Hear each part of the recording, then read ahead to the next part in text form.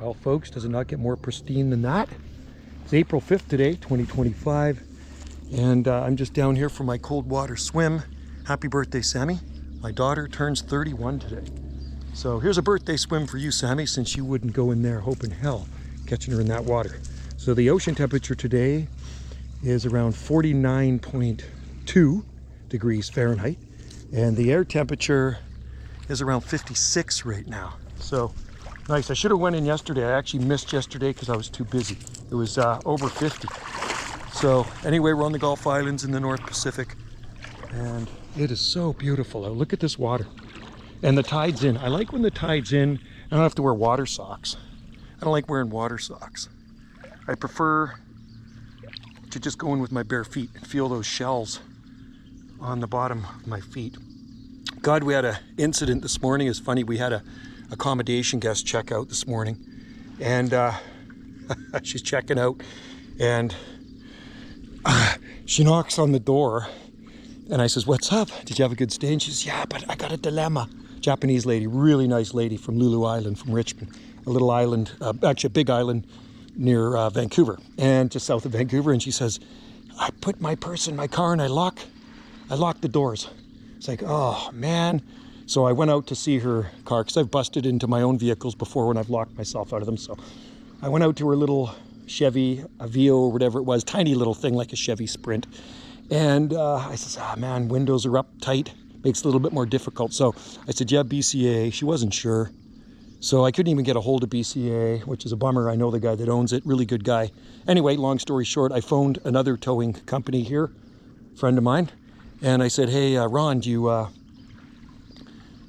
have time to get into a locked vehicle at our accommodation?" And he says, "No, Joe, I retired. Got all the stuff to get in, but I retired." So he told me how to do it. He says, "Do you have a splitting wedge, like a logger's wedge, faller's wedge, like a nylon wedge that you, when you cut a tree and you put a wedge cut in it, you put this thing in, and you bang it, and it helps the tree go over." So I says, "Yeah, actually I do." So I went up to my shed, I got the faller's wedge, and then I got a coat hanger. Thank God I scrounged a few wire coat hangers. They made them anymore, but they're throwing a bunch out. It worked there a couple of years ago, so I grabbed them, right? They're just throwing them in the metal recycle, so I grabbed them, thank God. So I cut the coat hanger. I took the faller's wedge, I put it between the door and the frame, or the window and the frame of the little car, and I banged it in with my pruners, just enough you could see light through it. I put a little hook on the end of the coat hanger. First try, man, I got in, I hooked it, and it opened it up. She was so happy. Never seen somebody so happy. And she still had time because she had to get a ferry. I think she's on the 3 o'clock ferry today. So, oh, there goes a speedboat. Can you see that? Check that out. I'll wave to them. I don't know if they can see me. Hey, who's that crazy guy in the ocean out there? What a day, man. We got the sun shining down. We got boats cruising by. And now this is gonna create a few waves, okay? This is the only reason we get waves on a calm day with no wind, is because of a boat going by. So I'll stay in here till the waves come in, and then I'm gonna get out of here because I have to pick up Wendy's at the market today. She's first day of the Saturday market, and she's a vendor, so I set her up early. It was before 7 a.m. and shortly I have to go help her pack her stuff up. She's gonna be happy though. I got a pot roast going in the crock pot, slow cook in the crock pot. I think I hear seal out there. Okay, some waves should start to roll in real soon. Just wait for it. They're coming, because he was quite a ways out. Isn't that a beautiful beach, man? That's just absolutely awesome. I love it. Love this time of the year. I'm not really a winter person. These waves should start to roll in real soon.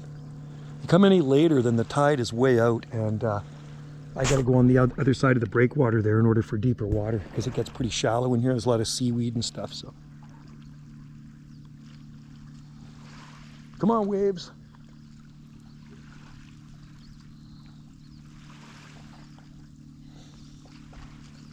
Oh, the sun feels nice. The sun is higher now, so the beach is getting it. But a month ago the beach was in the shade at this time, so it's around, I think it's around 1 o'clock, 1 p.m., just after 1, maybe 1:15, something like that.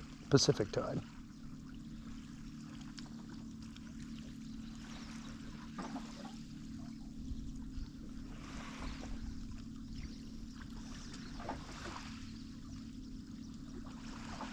Soon I'll be going right under for a dip, a dive, right in.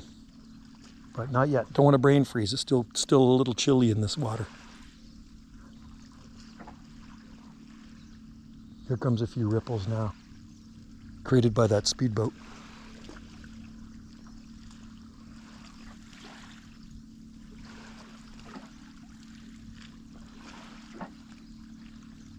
I don't think it was big enough to create big enough waves. That's the thing.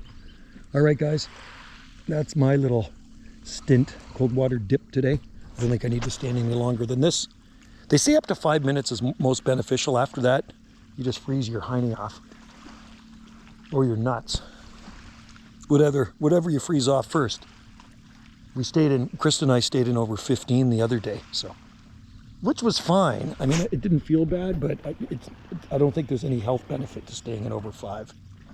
They say 3 to 5, something like that, for an ice bath or a cold water plunge.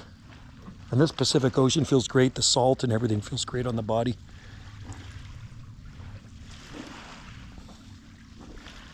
Okay. I'm out of here. That feels good.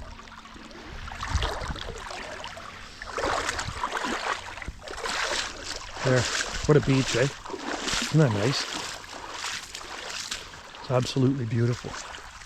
Right across the street from our house too, which is even better. Very convenient. Nice little walk down a nature trail.